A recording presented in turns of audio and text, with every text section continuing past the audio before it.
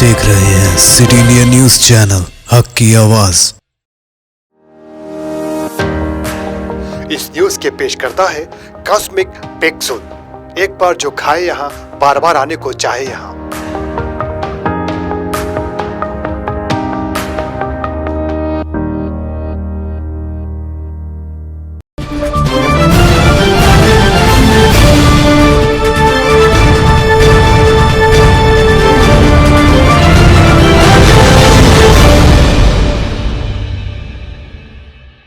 अस्सलाम वालेकुम नाज़रीन, सिटी इंडिया न्यूज़ के बुलेटिन आने दक्कन की खबरों में सबसे पहले देखेंगे हदीस शरीफ। अहादीस नबवी सल्लल्लाहु अलैहि वसल्लम। जनाब मोहम्मद सल्लल्लाहु अलैहि वसल्लम ने फरमाया, इन्नमल अअमालु बिन्नियात। बुखारी शरीफ। अमाल का दारोमदार नियत पर है। सुखनेरा सुखनेरा सुखनेरा सुखनेरा। तफसीली खबरों से पहले डालेंगे एक नज़र आज की अहम हेडलाइंस पर। तेलंगाना रियासत में सभी तबकात की तरक्की को यकीनी बनाया गया, रियासती वज़रा का बयान।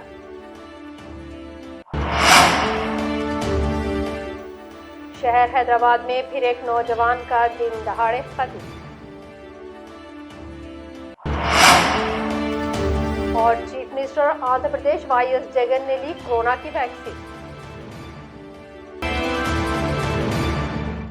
सुर्खियों के बाद बढ़ते हैं तफसीली और अहम खबरों की जानिब। नागार्जुना सागर के ज़िमनी इंतखाबी मुहिम के दौरान नलगोंडा ज़िले के पेदापुर मंडल मुस्तक़र पर आज रियासती वज़रा जगदीश रेड्डी और तलासानी श्रीनिवास यादव ने एक सहाफ़ती कॉन्फ्रेंस को मुखातिब किया है। इस मौके पर इनके हमरा मकामी उम्मीदवार Nomula Bhagat, MLA Balka Suman, election incharge Ravindra Rao भी मौजूद थे। इस मौके पर इन कायदीन ने कहा कि रियासत में हर तबके की तरक्की को यकीनी बनाया गया है और हुकूमत किसानों और पसमानदा तबकात की तरक्की के लिए कई एक तारीखी इक़दाम उठा रही है। उन्होंने टीआरएस उम्मीदवार को भारी अक्सरियत से कामयाब बनाने की अपील की।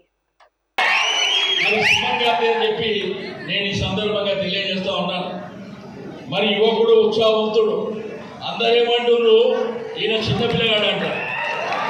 చిన్నపిల్లగాడ నా చదివినటువంటి యువకుడు ఈరోజు మీకు సేవ చేయడానికి వచ్చినటువంటి నోముల భగత్ గారు. మీకు అందరూ తెలుసు, 2 సంవత్సరాల నుంచి వారి తండ్రికి చేదోడు వాదోడుగా ఉన్నటువంటి బిడ్డ కాబట్టి వారు అకాల మరణం చెందిండ్రు. మరి వారి స్థానంలో మీకు సేవ చేయడానికి వచ్చినటువంటి యువకుడు, ఈ యువకుని చూస్తే చాలా రెడీగా గుండెల్లో రైలు పరిగెత్తుతున్నారు.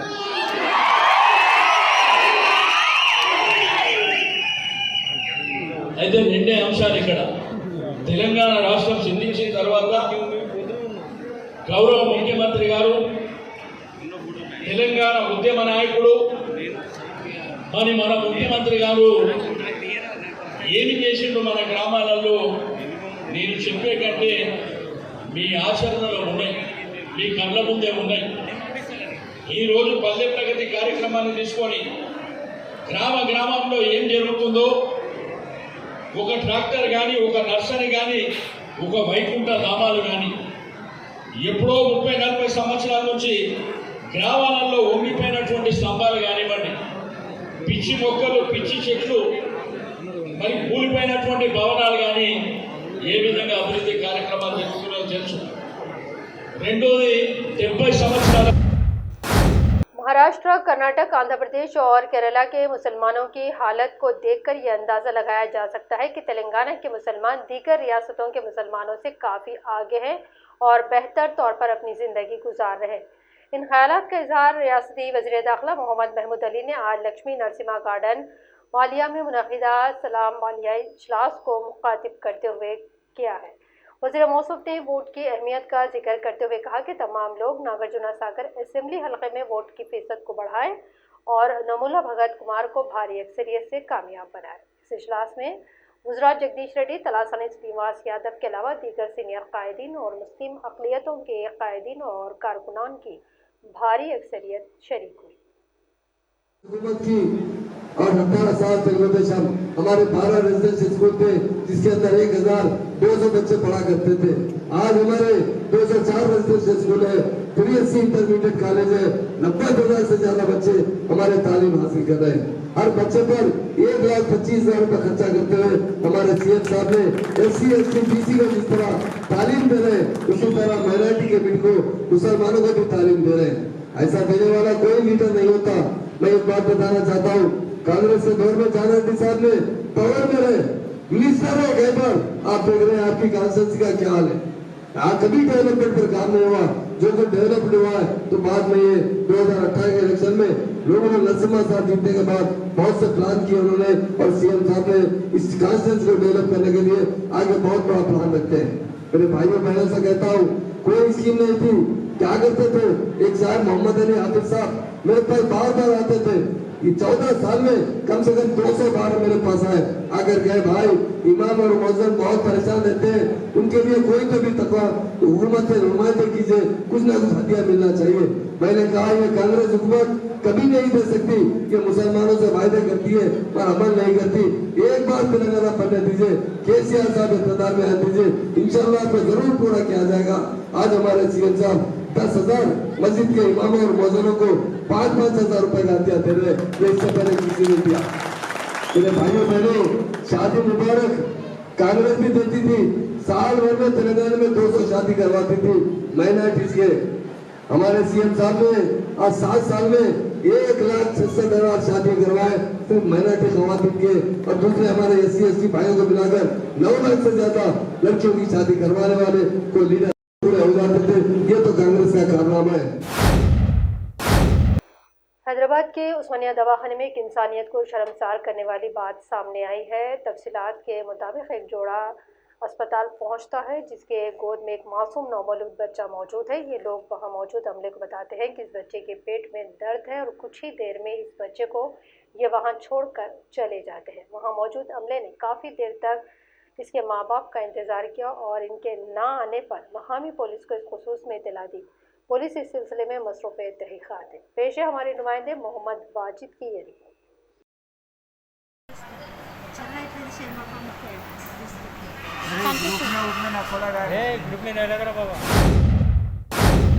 तेलंगाना से ताल्लुक़ रखने वाले एक तालिब-इल्म ने कनाडा में खुदकुशी कर ली है। इब्तदाई इत्तलात के मुताबिक ज़िले नलगुंडा के रहने वाले नौजवान साल 2015 से उसूल तालीम की गर्ज से कनाडा में मुक़ीम थे। आज सुबह वो एक इमारत की बुलंदी से हादिसाती तौर पर गिरकर हलाक हो गए। मज़ीद तफसीलात का इंतज़ार है।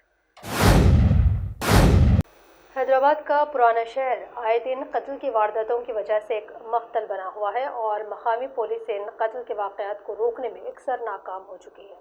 शहर के वटेपल्ली इलाके में इंडियाना कैफ़े के पास एक कत्ल का वाक़या पेश आया जिसमें मोहम्मद असद खान नामी एक शख्स पर चंद नामालूम अफराद ने तेज़ धार हथियारों से हमला करते हुए इसे मौत के घाट उतार दिया। बताया जा रहा है कि असद खान भी इससे कबल एक कत्ल के मुकदमे में मुलविस था।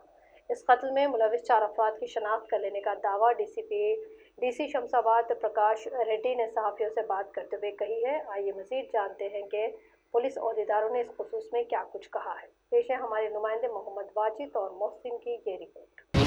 आज मैलारदेवरपल्ली पुलिस स्टेशन लिमिट्स में एक कत्ल हुआ। यहीं दरमियान 1:30 बजे के दरमियान एक कत्ल हुआ था। वो कत्ल में असद खान बोलकर यहाँ का मैलारदेवरपल्ली रेजिडेंट है, यहाँ का ही। वो बुलेट पे आ रहा था वहाँ से, वो और उसका और एक पिलियन राइडर भी है। एक ऑटो से उसको डैश दे के वो लोगों को स्टॉप करते ही 4-5 लोग ऊपर गिर के उसको कत्ल करे। हाँ, ये कत्ल करने का वजह हम लोग क्या समझ रहे बोले तो 2018 में ये आज कत्ल हुआ। सो असद खान 2018 एक केस में एक्यूज्ड है। वो केस में अमजद खान को ये असद खान और लाइफर कलील पूरे लोग मिलके मारे थे। उसमें वो A1 था। उसके ऊपर असद खान के ऊपर हम लोग राउडी शीट भी ओपन करे वो टाइम पे और PD एक्ट भी डाले थे। वो आने के बाद ये बीच में ऑलमोस्ट 2 ईयर्स के बाद आज फिर ये उसका बदले में क्यों बोला तो रिटालिएशन में ये कत्ल हुआ बोलकर हम लोग समझ रहे। हम लोग वो लोगों को जब कैसा भी पकड़ के हिरासत में कोर्ट में प्रोड्यूस करेंगे। 4 to 5 4 to 5 मेंबर्स होंगे। सर कोई जख्मी भी है सर इसमें? हाँ, एक आई विटनेस है इसमें। आई विटनेस है जो जख्मी हॉस्पिटल लेके गए। बहुत छोटा जख्मी है। इन्होंने एक लाइफर कलीम और उनका मेंबर्स को मिला के इनको मर्डर किया था। उसके रिवेंज जैसा अभी आज इनका मर्डर हुआ दिख रहे है। असद खान के आज वो बाइक के ऊपर एक और उनके साथी के साथ जा रहा था, तब उनका एक्सीडेंट करके एक मर्डर किया जैसे दिख रहे हैं सीसीटीवी में। और अब तक 4 लोग उसमें पहचान में आया है और वो फैमिली डिस्प्यूट में मर्डर हुआ जैसा दिख रहा है। और इनके ऊपर पहले भी एक पीडी एक्ट भी डाला था। पीडी एक्ट के बाद में वो बाहर निकला था जेल से। और जो अक्यूज है सबको पकड़ के जेल में डाल के उनके ऊपर भी कार्रवाई होगा। सब मेलारदेपल्ली पुलिस स्टेशन में ये कंटिन्यूसली मर्डर होते जा रहे हैं, इसका आप लोग जो है तो कुछ सख्त नोट क्यों नहीं ले रहे? नहीं, this is revenge killing, it is family based disputes, but फिर भी हम सर्वेलेंस बढ़ा रहे हैं और राउडी शीट वगैरह के ऊपर पीडी एक्ट भी डाल रहे हैं। इनके ऊपर भी जो मर्डर हुआ उनके ऊपर भी पीडी एक्ट था।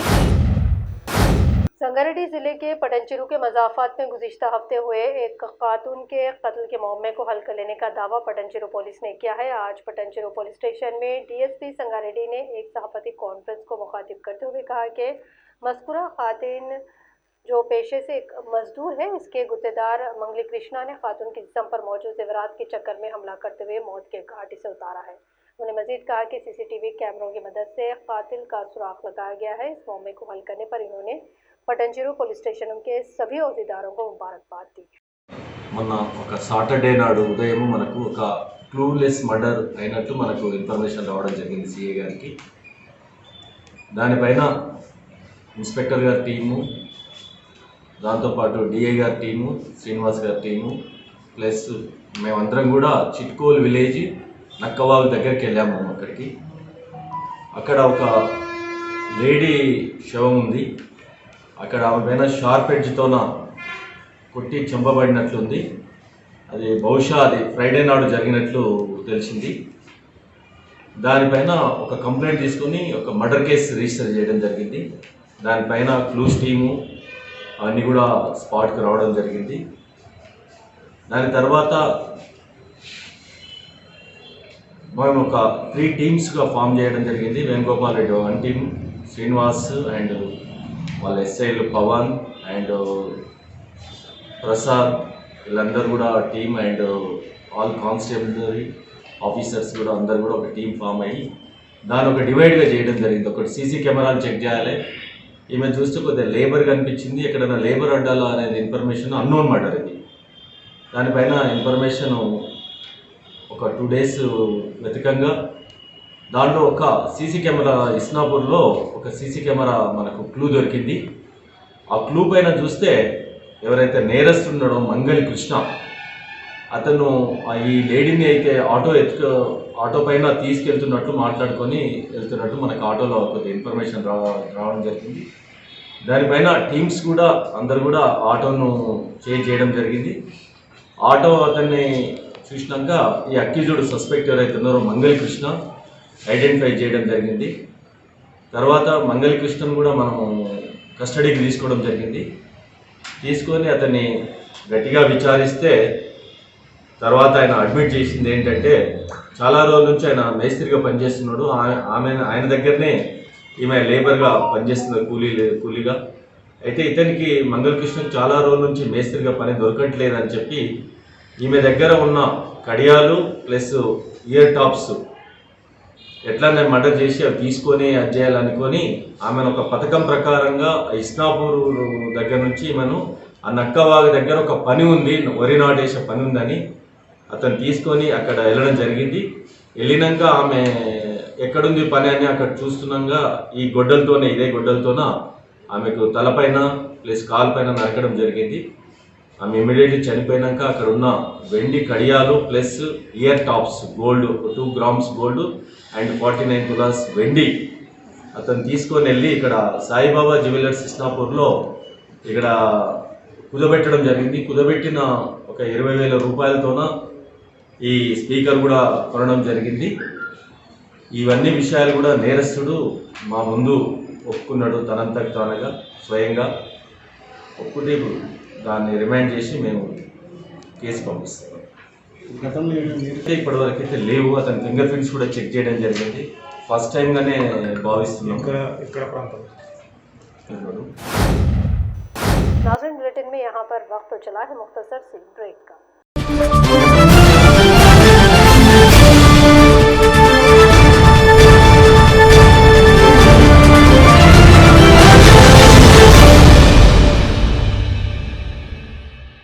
Cosmic Break Zone CBZ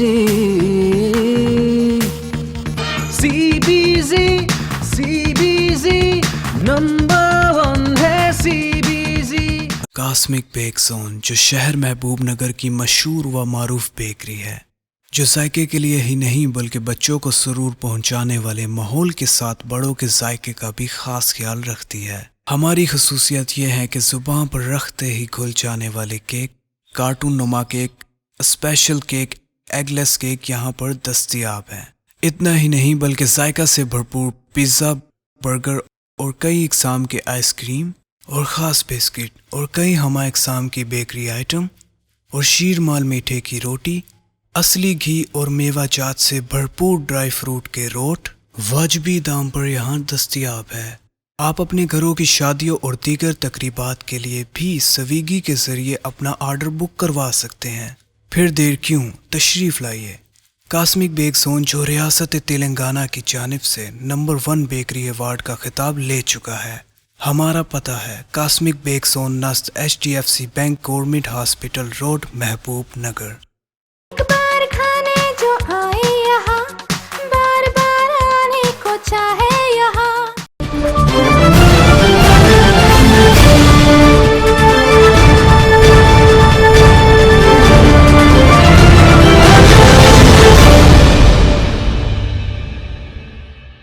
break के बाद बढ़ते हैं मजीद अहम खबरों की जानिब।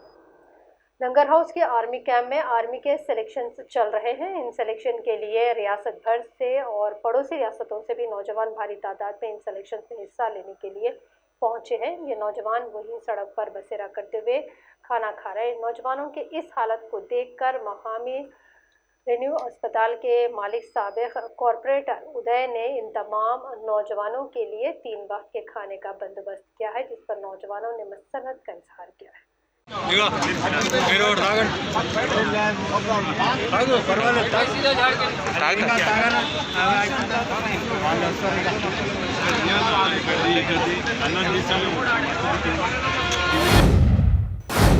रुख करेंगे आंध्र प्रदेश की खबरों की जानिब।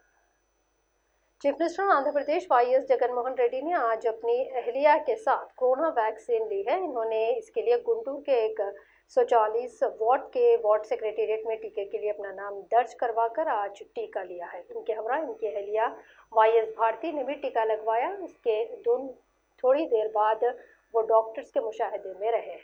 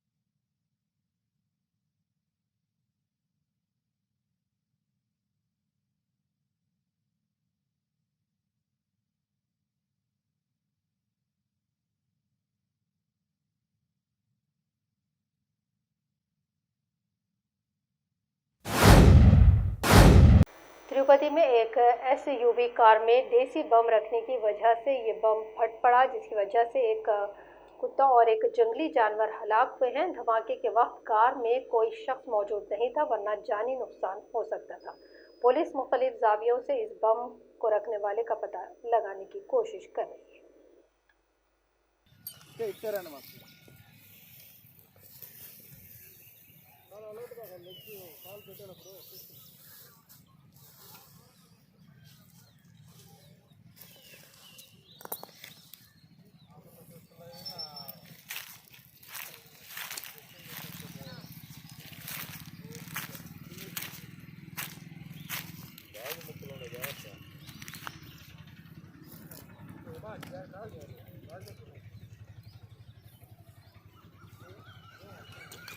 అన్నా అక్కడ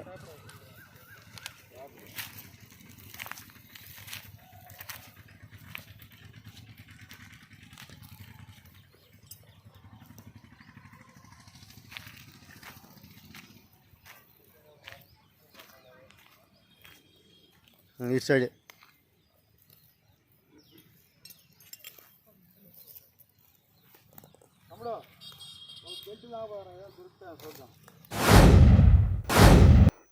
और अब आखिर में डालेंगे एक नजर आज के अहम हेडलाइंस पर।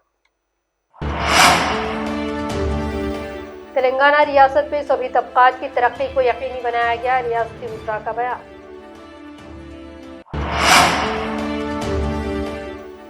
शहर हैदराबाद में फिर एक नौजवान का दिन दहाड़े कत्ल। और chief minister Andhra Pradesh YS Jagan ने ली कोरोना की वैक्सीन। आने दक्कन की खबरों में फिलहाल इतना ही। मजीद अपडेट्स के लिए आप देखते रहिए सिटी इंडिया न्यूज़।